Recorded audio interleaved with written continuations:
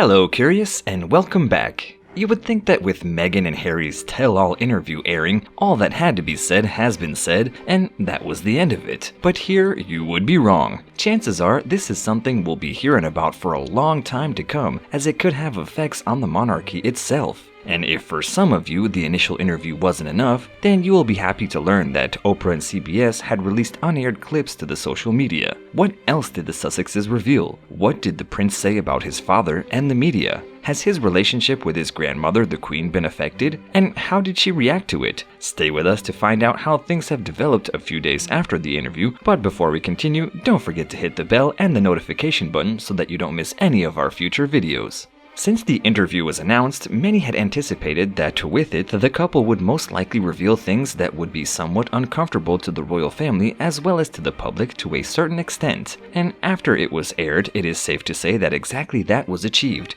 given that it is pretty much anyone can talk about. Not only because there was a lot of information to go over, but because of the reaction which the entire interview garnered. And if you want to know more about how people had taken their revelations made by Meghan and Harry, you can do so by clicking on the link above. But for now, stay with us as we have plenty more news coming your way.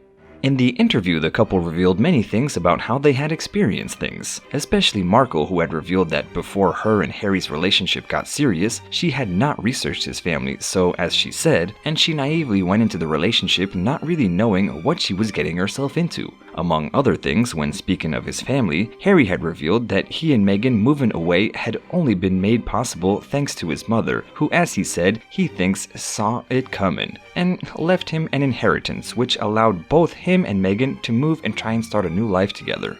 However, the biggest thing that they touched upon in the interview, and one that has been highly reported on, was the issue of racism that Meghan had experienced. But not only from the British tabloids, but also within the family, it seemed, as the Duchess had revealed that when she was pregnant, members of the royal family had discussed what skin color her baby would be, a statement that had shocked many people who had watched the interview. All this pressure had led Markle to struggle with her mental health so much that she had even contemplated taking her life, and those thoughts had gotten so bad that she was scared to be left alone. And if you want to know more about what else was said in the interview that aired, you can do so by clicking on the link above. But for now, stay with us to find out what was said in the unaired clips. Speaking of how the couple had been treated by the British press, this was something that both Harry and Meghan had spoken more about in the unaired clips that were published to CBS This Morning Twitter.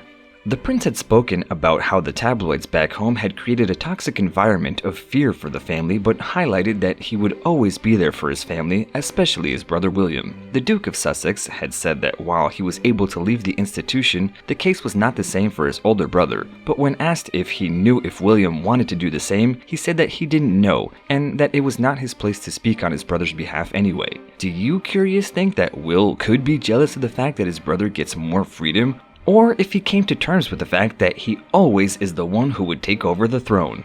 After talking about the relationship with regards to the media, Oprah asked how he feels his father feels about it, and Harry had responded that this is something that he had most likely made peace with, and given the fact that Charles is next in line for the throne, and this is a fact that he was aware of all of his life, had probably allowed him to know the relentless media coverage and scrutiny would be something he would face for the rest of his life, especially given the troubled times that he went through with regards to his marriage and divorce from Princess Diana and his relationship with Camilla. The same could potentially be said about William, who is next in line after his father, so he too, like Charles, could have potentially made peace with it.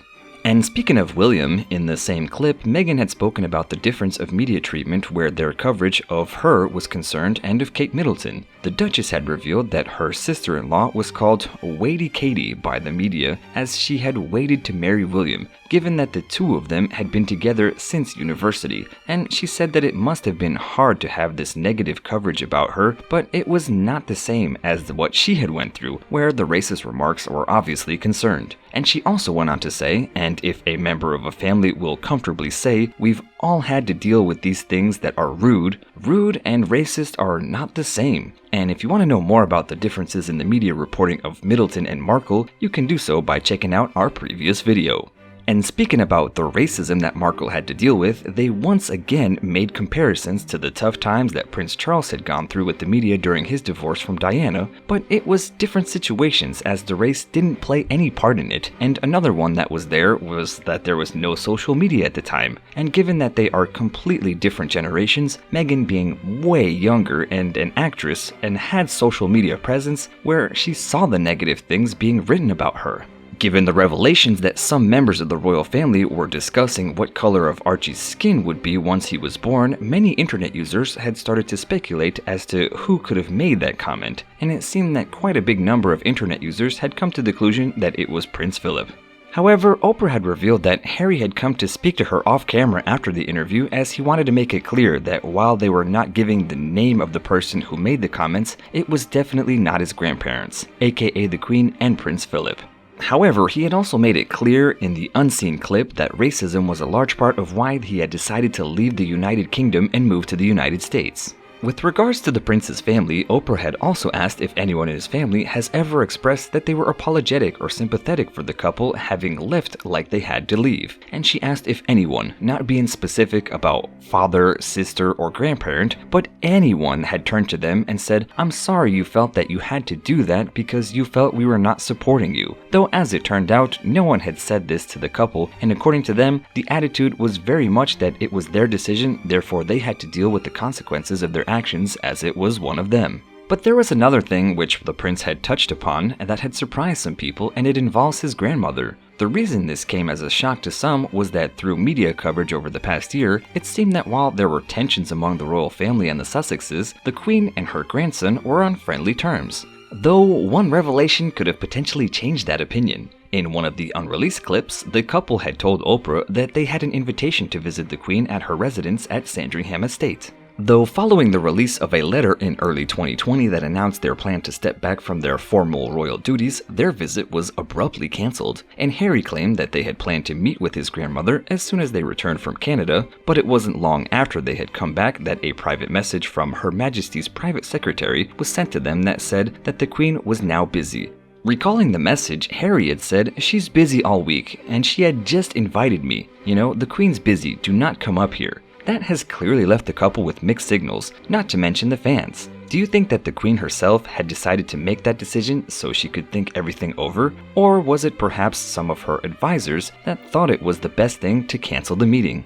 But given the Queen's response to the interview, some people are even more confused about she herself feels about all of this. 2 days following the airing of the tell-all interview that Meghan and Harry had done with Oprah, Buckingham Palace had released a 4-sentence status on behalf of the Queen that read, "The whole family is saddened to learn of the full extent of how challenging the last few years have been for Harry and Meghan. The issue raised, particularly that of race, are concerning. While some recollections may vary, they are taken very seriously and will be addressed by the family privately. Harry, Meghan, and Archie will always be much-loved family members."